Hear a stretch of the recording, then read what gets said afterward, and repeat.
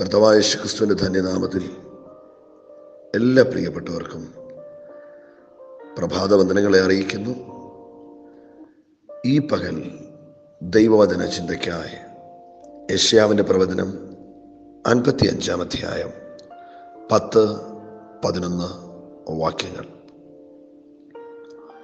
മഴയും ഹിമവും ആകാശത്തു നിന്ന് പെയ്യുകയും അവിടേക്ക് മടങ്ങാതെ വിതപ്പാൻ വിത്തും തിന്മാൻ ആഹാരവും നൽകത്തക്കവണ്ണം ഭൂമിയെ നനച്ച് ഫലവത്താക്കി വിളയിക്കുന്നത് പോലെ എൻ്റെ വായിൽ നിന്ന് പുറപ്പെടുന്ന എൻ്റെ വചനം ആയിരിക്കും. അത് വെറുതെ എൻ്റെ അടുക്കിലേക്ക് മടങ്ങി വരാതെ എനിക്ക് ഇഷ്ടമുള്ളത് നിവർത്തിക്കുകയും ഞാൻ അയച്ച കാര്യം സാധിപ്പിക്കുകയും ചെയ്യും. കർത്താവിൻ്റെ വചനത്തിൽ നമ്മെ ധൈര്യപ്പെടുത്തുന്ന, പ്രത്യാശയ്ക്ക് വക നൽകുന്ന, ആശ്വസിപ്പിക്കുന്ന ദൈവ വചനത്തിൻ്റെ ആധികാരികതയെക്കുറിച്ചും നിസ്തുല്യതയെക്കുറിച്ചും വ്യക്തമായി പരാമർശിച്ചിരിക്കുന്നു.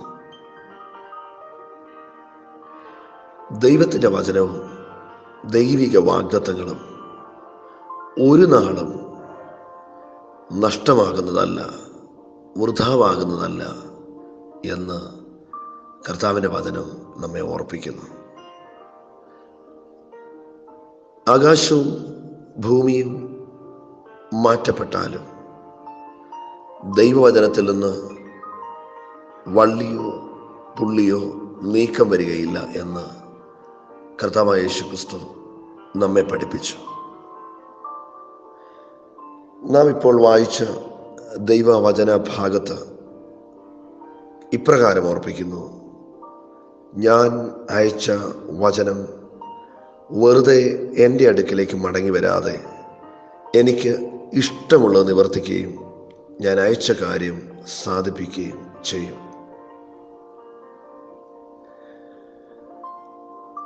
ദൈവവചനം ഒരു മനുഷ്യനിൽ ചെയ്യുന്ന പ്രവൃത്തിയെക്കുറിച്ച് ഇവിടെ വിവരിക്കപ്പെടുകയാണ്. വചനത്തിൻ്റെ ആധികാരികത തിരുവചനം നമ്മെ വ്യക്തമാക്കുന്നു. 107-ാം സങ്കീർത്തനത്തിൽ ദൈവവചനം ഇപ്രകാരം പറയുന്നു: അവൻ തൻ്റെ വചനമയച്ച് അവരെ സൗഖ്യമാക്കി, തങ്ങളുടെ കുഴികളിൽ നിന്ന് അവരെ വിടുവിച്ചു. സൗഖ്യമാക്കുന്ന ദൈവ വചനം. ഹെബ്രായ ലേഖനം 4-ാം അധ്യായം 12-ാം വാക്യം ദൈവവചനം ഇപ്രകാരം ഓർപ്പിക്കുന്നു: ദൈവത്തിൻ്റെ വചനമോ ജീവനും ചൈതന്യമുള്ളതായി ഇരുവായ്ത്തലയുള്ള ഏത് വാളിനേക്കാൾ മൂർച്ചയുള്ളതും പ്രാണനെയും ആത്മാവിനെയും സന്ധിമജ്ജകളെയും വേർപിടിവിക്കുമെണ്ണം തുളച്ചു ചെല്ലുന്നതുമാകുന്നു.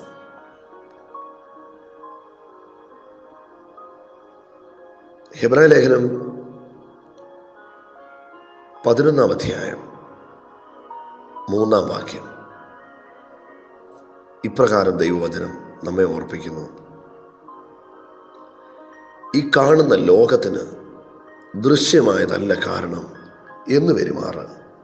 ഈ ലോകം ദൈവത്തിൻ്റെ വചനത്താൽ നിർമ്മിക്കപ്പെട്ടുവെന്ന് നാം വിശ്വാസത്താൽ അറിയുന്നു.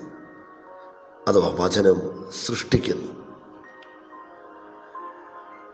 ഹെബ്രായർ 1:3 ദൈവവചനം ഇപ്രകാരം ഓർപ്പിക്കുന്നു: ദൈവത്തിൻ്റെ വചനം സകലത്തെയും വഹിക്കുന്നു. നമ്മെ സൗഖ്യമാക്കുന്ന, നമ്മെ താങ്ങുന്ന, ചിലത് നിർമ്മിക്കുന്ന ദൈവവചനം. പ്രിയമുള്ളവരെ, നാം തിരുവചനം വായിക്കുമ്പോൾ, നാം തിരുവചനം കേൾക്കുമ്പോൾ വിശ്വാസത്തോടെ നാം ഏറ്റെടുക്കുന്ന ദൈവവചനം നമ്മൾ ക്രിയ ചെയ്യുക തന്നെ ചെയ്യും.